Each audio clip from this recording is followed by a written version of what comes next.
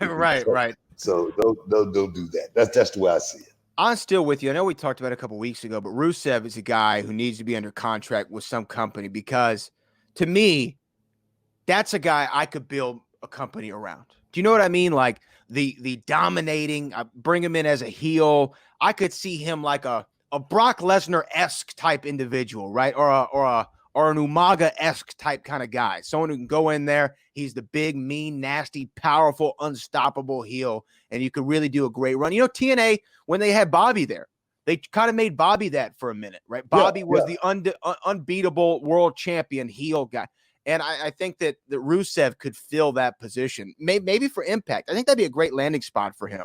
And I really think that I think his name is Miro, I believe now. I Yeah. think that wherever he ends up, Miro/Rusev, that company is going to really benefit from a guy like him. Well, I think Rusev, if you've seen him lately, he's gotten himself in some great shape too. Seems like this little time off, man, has done a lot of these guys a lot of good.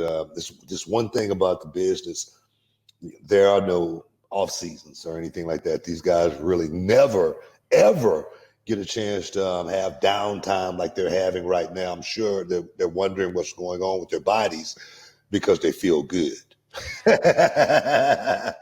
So I say, man, I say all of those guys out there, man, definitely, hopefully they'll find a spot. Hopefully Impact be a launching pad, back to, something bigger and better. But there again, if they do the right things at Impact, man, they can make that company really, really mean something. And I say that because I remember going to England and we had 2 shows over there in the same arena, back-to-back nights. And I worked Rhino. And before Rhino and I had even tied up that night, we walked around the ring a little bit and we, looked at each other. We looked at the fans, and next thing you know, the fans started going, Booker T, Rhino, Booker T, Rhino, Booker T, Rhino.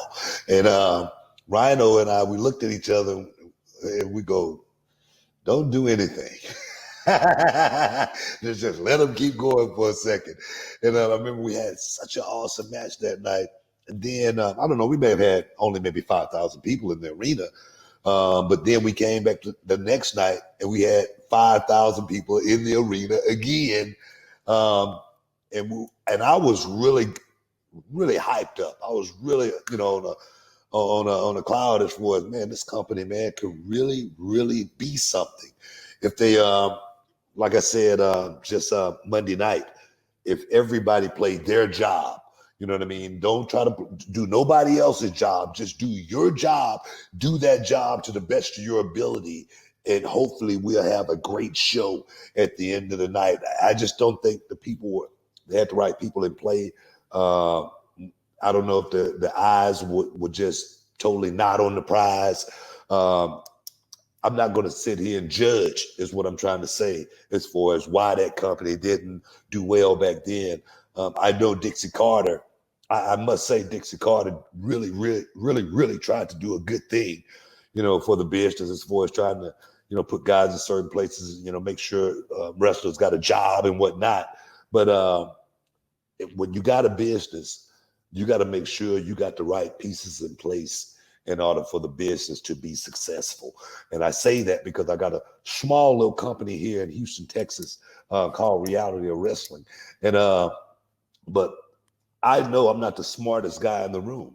I'm gonna make sure I surround myself with a bunch of men and women that know exactly what their job and task at hand is. And hopefully if everyone do their job, we'll come together and make a great show. And even as far as the show goes, I don't have all the greatest ideas. So, hey guys, let's network. Let's put our minds together and let's come up with some great ideas. A lot of my young guys, they come up with a lot of the best ideas. They come up with a lot of crappy ideas too. You got to know how to, you got to know how to filter, those ideas and make sure you use the ones that are good, and the ones that aren't good, hey man, we don't want to go that route. And you need somebody in place to actually be able to say, hey, no, we don't want to go that route for a certain reason. So I feel like hopefully if that company can get the right people in the right places, it could definitely flourish. It could definitely be a feeding ground for a lot of up and coming talent, as well as talent that's out there already that's just looking for, like you said a minute ago, a place to land. Hey guys, stick around. You're in the Hall of Fame. We'll be back in a minute.